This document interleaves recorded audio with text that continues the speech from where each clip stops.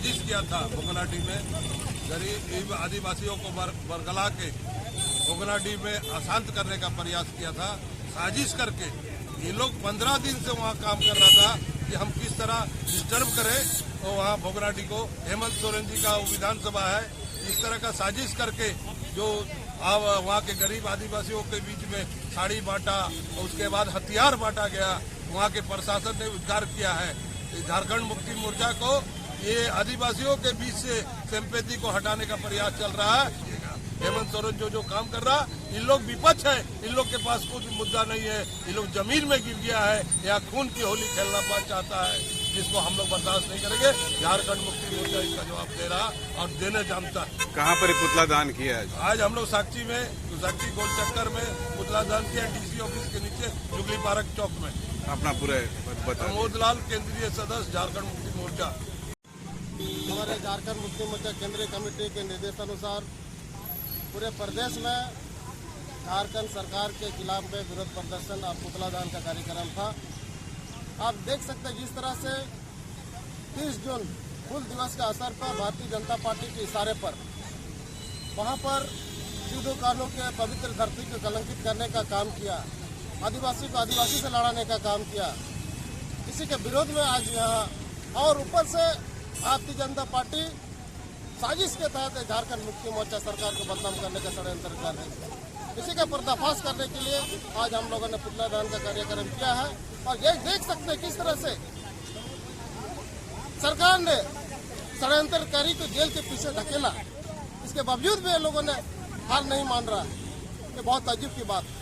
षड्यंत्रकारी आने वाले समय में और पर्दाफाश और बाहर आएंगे और जितने भी गुनाहगार है, जो भी षड्यंत्रकारी है, 30 जून को सिद्धू कान्हू की पवित्र धरती कलंकित करने का काम किया, आने वाले समय जेल के सलाखों के पीछे जाएगा। जितना बड़ा भी नेता ना, बड़े बड़े नेता यहाँ झारखंड मुक्ति मोर्चा से उठ करके भारतीय जनता पार्टी में गए और भारतीय जनता पार्टी का दबाव बढ़ा रहे, लेकिन अभी भारतीय जनता पार्टी में जाकर भी उसको कहीं चैन नहीं है।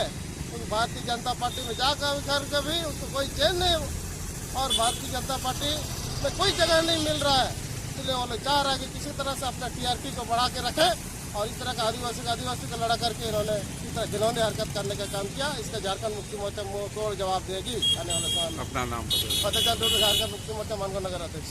मालूम हो कि आज झारखंड में वीर शहीद सिद्धू कान्हू का जो हम लोग 7 दिवस मनाते हैं, ये आज से नहीं, कोई सालों से 1855 से ही यहाँ पर हम लोग पूरे आदिवासी झारखंडी लोग आज सिद्धू कान्हू को भगवान का दर्जा हम लोग देते हैं। लेकिन उस वीर शहीद सिद्धू कान्हू का हम लोग 7 दिवस के अवसर पर जो बीजेपी ने तांडव किया, जो वीर शहीद सिद्धू कान्हू का जन्म स्थान भोगनाडीह में जो 30 जून को उसने लाठीचार्ज करवाया, जिस तरह से उनका गुंडागर्दी लोग वहां उपस्थित होकर सरकारी काम को बाधित करने का प्रयास किया और जो षड्यंत्र 2 दिन के बाद में उजागर हो गया, जो गोड्डा के एसपी साहब ने बीजेपी के 2 लोगों को पकड़ा और 6-7 जन भागा हुआ है और उसका मास्टरमाइंड भी कहीं ना कहीं सामने आ चुका है। लेकिन हम लोग 2019 से तक सरकार चला रहे हैं और 2029 से हम लोग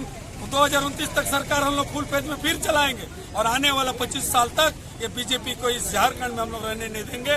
ये पूरा झारखंडी और पूरा झारखंड के जनता यहाँ पर जागरूक है। आपका चरित्र क्या है? आप जिस तरह से साम दाम दंड भेद लगा के यहाँ झारखंड को अशांति फैलाने चाहते हैं, झारखंडी लोगों को लड़वाने का काम कर रहे हैं, झारखंड की सरकार को अस्थिर करने का जो प्रयास कर रहे हैं, जो आपका राजनीतिक है, जिस तरह का आपका चरित्र है, हिंदू मुस्लिम को लड़ाना, सिख ईसाई को लड़ाना, यहाँ के मूलवासी आदिवासी को लड़ाना, आदिवासी को लड़ाना, जो आप कार्ड खेल रहे हैं, जिसके लिए आप गड्ढा को देते, उस गड्ढा में हम लोग दफन करेंगे बीजेपी के लोगों को। चंपाई की बात भी सामने आ रही है, चंपाई के लोगों की बारे में मैं खुला चुनौती देता हूँ चंपाई का। अब जितना ताकत लगा लीजिए, पहले आप बचने का प्रयास कर लीजिए, आपको भी घसीटते हुए प्रशासन लेके आएगा और खुलासा होगा और जिस दिन चंपाई सोरेन जेल जाएगा उस दिन हम यहाँ पर मिठाई बांटेंगे, ये आप लोगों को बता देते हैं।